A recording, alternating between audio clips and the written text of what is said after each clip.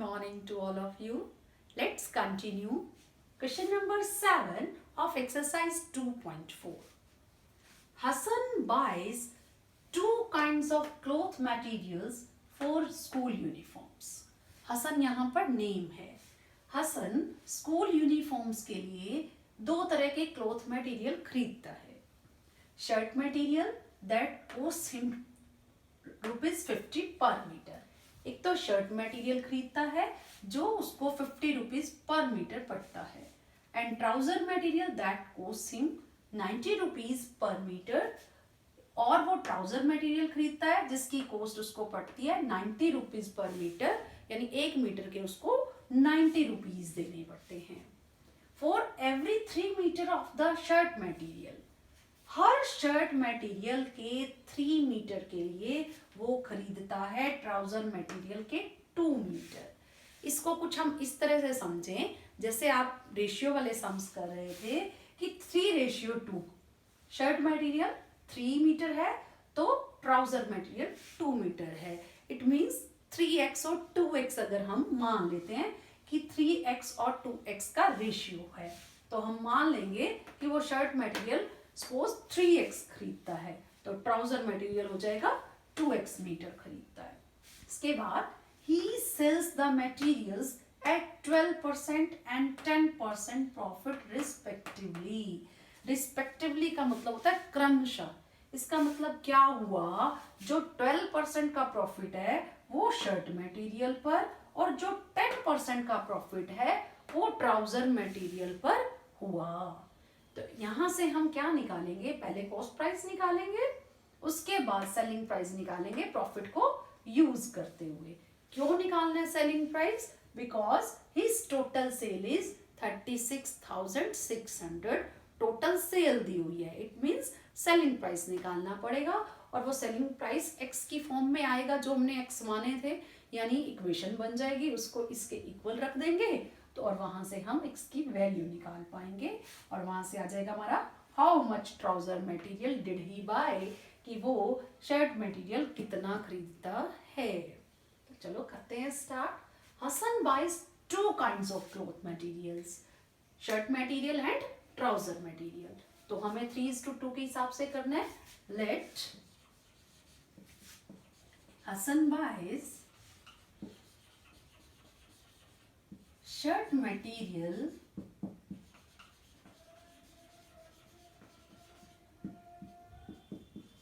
3x. आप इसको metre भी कह सकते हो. ये मीटर क्या है, यूनिट है, इसलिए इसको मैंने ब्रैकेट में कर दिया है. Hasan buys trouser material 2x, ये भी मीटर में आ जाएगा. अब हम यहां से कॉस्ट प्राइस निकालेंगे. कैसे निकालते हैं, एग्जांपल ले लीजिए. आप कोई भी चीज खरीदने जाते हो, सपोज आप चॉकलेट खरीदते हो, 10 रुपीज की है, एक चॉकलेट 10 रुपीज की है, आपको 5 चॉकलेट चाहिए. क्या करेंगे, 10 into 5 करेंगे. इसी तरह से हमने खरीदा है 3x मीटर और इसका प्राइस है 50 rupees per metre. It means cost price of shirt material is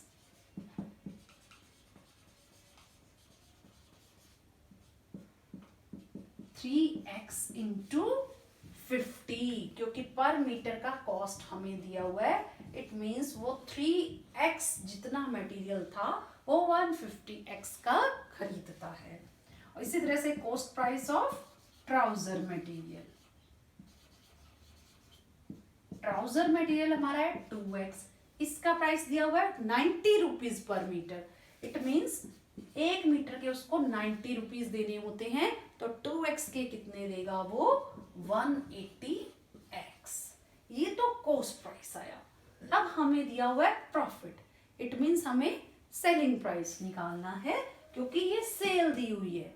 selling price निकालने के लिए क्या करेंगे, सीधा यही करना पड़ेगा. कॉस्ट प्राइस है ही, उसमें हम प्रॉफिट ऐड कर देते हैं तो वो हमारा सेलिंग प्राइस आ जाएगा. Selling price of shirt material. सबसे पहले तो हमारा कॉस्ट प्राइस है 150x, इसमें क्या ऐड कर दें, इस पर जितना भी प्रॉफिट हुआ, देखिए 150x पर कितना प्रॉफिट हुआ, 12%, क्योंकि ये शर्ट मटेरियल का दिया हुआ है और 10% ट्राउजर मटेरियल का दिया हुआ है। 150x पर 12%, इट मीन्स ये हुआ 12% of 150x। Of means multiply, इसका मतलब 150x मल्टीप्लाई 12/100। यहां से कट कर दीजिए, 0 से 0 कट, यहाँ काट लीजिए पहले, 2 6 jar, 2 5 jar, 5 1 jar, 5 3 jar, 3 6 jar 18, ये 18x आ गया। 150x plus 18x that is 168x। अब करते हैं हम selling price of trouser material. Same इसी तरह से ही करना है। Selling price of trouser material,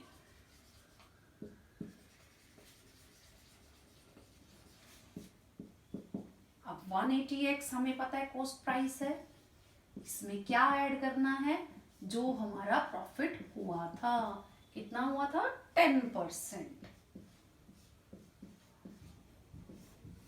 फिर कट कर लीजिए, 0 से 0, 0 से 0, ये भी आ गया 18x। इसमें ऐड कर देंगे आप 198x आ गया।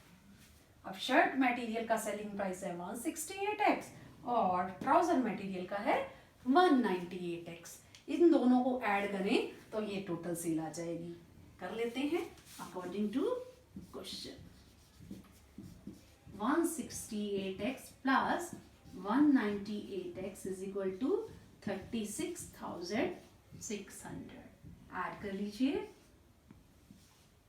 366x, x की वैल्यू आ जाएगी यहां से, 1 से कट रहा है, 2 zeros, x is equal to 100। But हमें क्या निकालना है, ट्राउजर मटेरियल। शर्ट मटेरियल निकालना था तो 3x में पुट करते, अब ट्राउजर मटेरियल निकालना है इसलिए 2x में पुट कर देंगे x की वैल्यू। लिखेंगे trouser he bought trouser material.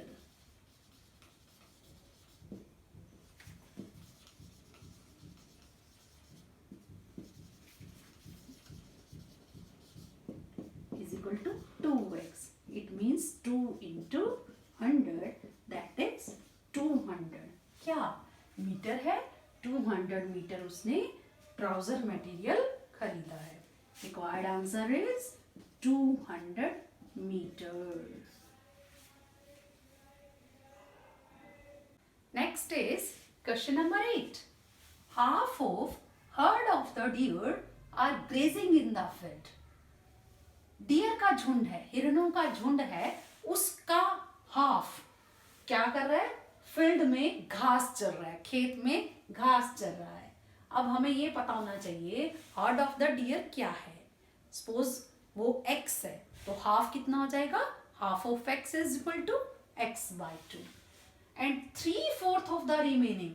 अब रिमेनिंग का 3/4, पहले रिमेनिंग निकालना पड़ेगा हमको, उसका 3/4 प्लेइंग नियर बाय, पास ही खेल रहा है। द रेस्ट 9, उसके बाद जो बच गए वो है 9, वो drinking water from the pond, pond से पानी पी रहे हैं।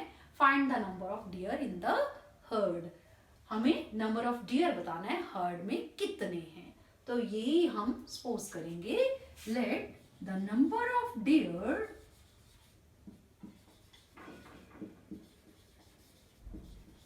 in the herd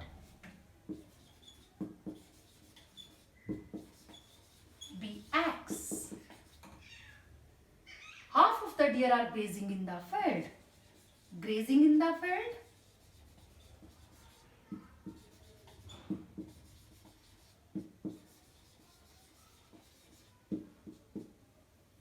दोनों तरह से बता सकते हो। Half of x that is x/2। अगर हम वैसे भी बात करते हैं, हाफ कहना है किसी का, सपोज हम कहें 3 का हाफ करो 3/2 कर देते हैं, 1 का हाफ करो 1/2 कर देते हैं। इसी तरह से x का भी हाफ करना है तो x/2।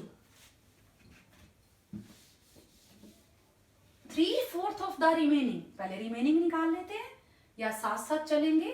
3/4 of the remaining are playing nearby, playing near by.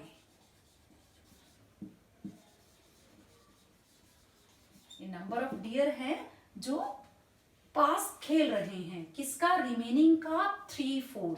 पहले रिमेनिंग देख लेते हैं। x टोटल थे, x/2 grazing in the field.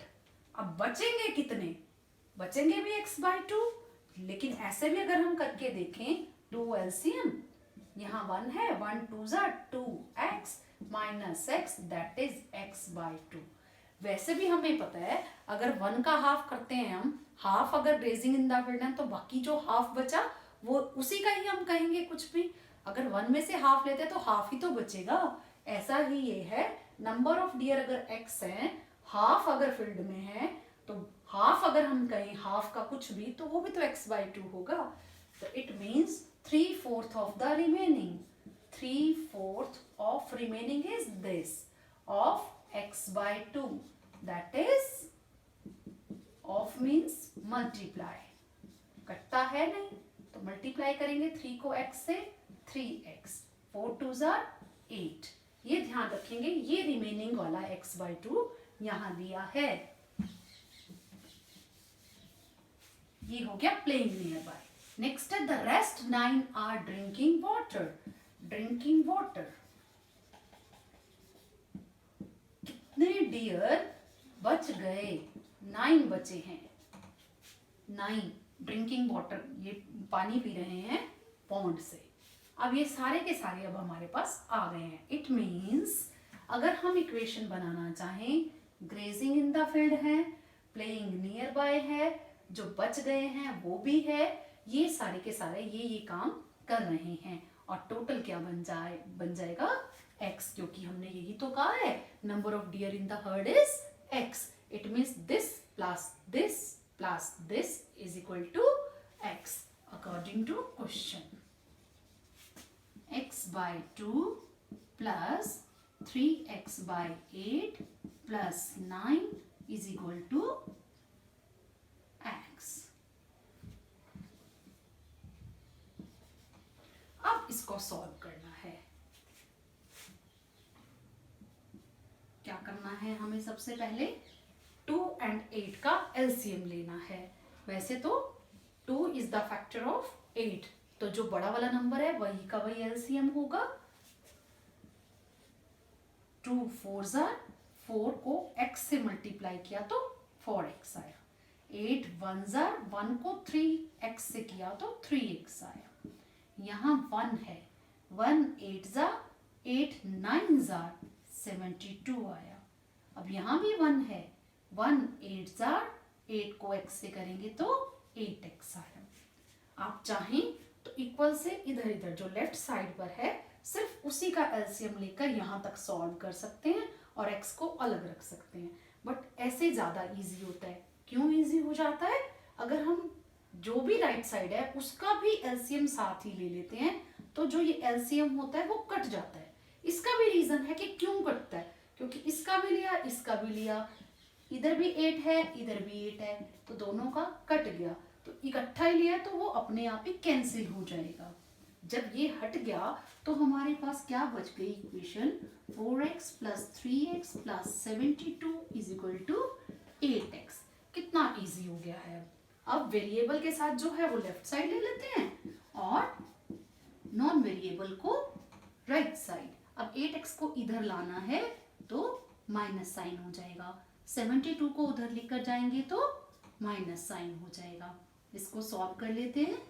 Plus वाला 4 and 3 7x minus 8x minus 72, 8 minus 7 that is x। Minus वाला बड़ा है, माइनस साइन आ जाएगा, माइनस 72 माइनस से minus cut, x is equal to 72 and x is number of deer in the herd. और हमें क्या करना है? Find the number of deer in the herd. It means required answer is 72 deer in the herd. Next is question number 9. बहुत ही easy question है ये, और easy भी है और इम्पोर्टेंट भी बहुत है. ए grandfather is 10 times older than his granddaughter. जो उनकी ग्रैंडडॉटर है उससे 10 टाइम्स है.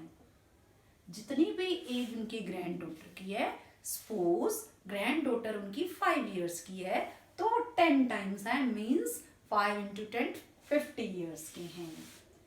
He is also 54 year older than her. इसके साथ साथ एक और चीज बता दी है, वो एक अलग बात है कि वो 10 टाइम्स है, वो उससे 54 years ज्यादा भी हैं. जो हमने माना था ना 5 years, वो पॉसिबल ही नहीं है. इट मीन्स तो वो 54 years ज्यादा है. ये एक और चीज है. Find their present ages. तो मान लेते हैं हम, लेट granddaughters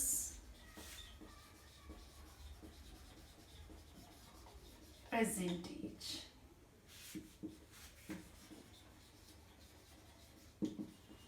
हमने ग्रैंडडॉटर की क्यों मानी है?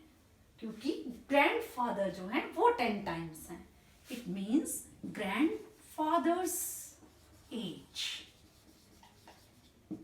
Present age 10 times means 10x. अब दूसरी एक और चीज, 54 years ज्यादा भी हैं. इट मीन्स ग्रैंडफादर अब 10x हैं, और इसी टाइम पर ही वो 54 years ज्यादा भी हैं अपनी ग्रैंडडॉटर से. इट मीन्स x से 54 ज्यादा भी हैं. ये इक्वेशन आ गई हमारे पास. यही चीज समझने की है. इसके बाद आपको सॉल्व करना आता ही है. नॉन वेरिएबल एक साइड, वेरिएबल वाले एक साइड. प्लस था माइनस हो जाएगा, साइड चेंज की है. ये कोई साइड चेंज नहीं की, वहीं का वहीं रहा, तो कोई चेंज नहीं आएगा. 10x minus x, that is 9x. 54. x is equal to 54 by 9. 9 ones are 9 6 are. X is equal to 6. That is granddaughter's present age. Granddaughter's present age is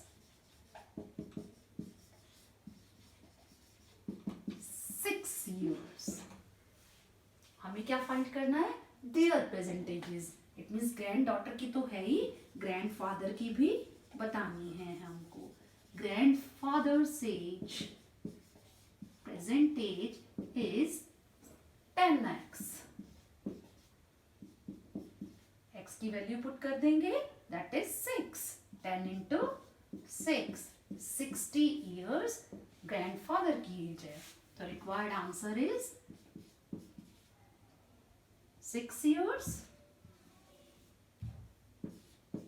and 60 years. वैसे भी चेक करें इसको.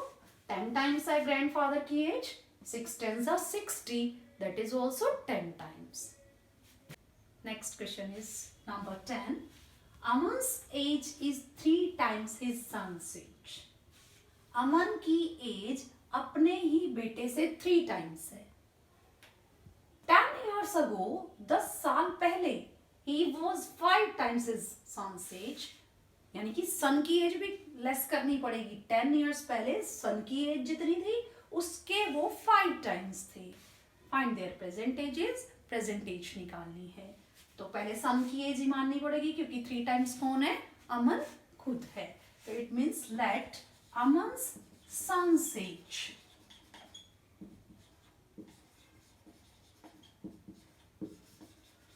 present age मानेंगे, that is x. 3 times means 3x. This is Aman's present age. 3x. 10 years ago. क्या था 10 years ago? देखिए अमन के सन की एज कितनी थी? 10 years बैक जाएं तो हम, अमन सन्स एज, सपोज मेरी एज 30 years है. 10 years बैक, 10 years ago मेरी एज कितनी थी? 30 minus 10, that is 20 years. अगर यहाँ x है प्रेजेंट एज तो 10 years ago x माइनस 10 हो जाएगी। और अमन की एज 3x माइनस 10 हो जाएगी। ये क्यों किया हमने? क्योंकि हमें यहाँ से क्या लेना है, हमें यहाँ से लेनी है इक्वेशन। वो कैसे? अब क्या है, साथ साथ ये बताया भी है 10 years ago he was 5 times his son's age according to question. He was 5 times. अमन जो है वो खुद 5 times था अपने सन की एज का। अमन कितना है? 3x minus 10। और इसी टाइम पर ही 10 years ago ही अमन का सन था x माइनस 10 और अमन है 5 टाइम्स। अमन 5 टाइम्स है तो इट मीन्स इसको डिवाइडेड बाय 5 कहें तो इक्वल हो सकते हैं। इक्वल हम क्यों करते हैं? अपनी इक्वेशन बनाने के लिए। या तो डिवाइडेड बाय 5 कहें या फिर अमन के सन की एज को भी 5 से मल्टीप्लाई कर दें तो इक्वल हो जाएंगे। कुछ बच्चों को ये बड़ी प्रॉब्लम होती है, कह रहे हैं यहाँ पर he was 5 times his son's age, वो 5 टाइम्स है, वो यहीं का यहीं मल्टीप्लाई कर देते हैं, वो गलत हो जाता है, वो इक्वल नहीं होता है। अमन खुद 5 टाइम्स तो है, इसको 5 टाइम्स करेंगे तो इक्वल होगा। ये ध्यान रखने वाली चीज है यहाँ पर। 3x माइनस 10, अब 5 को मल्टीप्लाई करना है, 5x माइनस 50। आपको यहाँ पॉज करके वीडियो खुद ही सॉल्व करना चाहिए क्योंकि बहुत सारी इक्वेशंस हम सॉल्व कर चुके हैं। 5x इधर लेकर आएंगे माइनस हुआ और माइनस 10 उधर लेकर जाएंगे तो प्लस हुआ, minus 2x minus 40। Here value of x is 40 by 2, that is 20. अब 20 क्या है? Aman son's present as.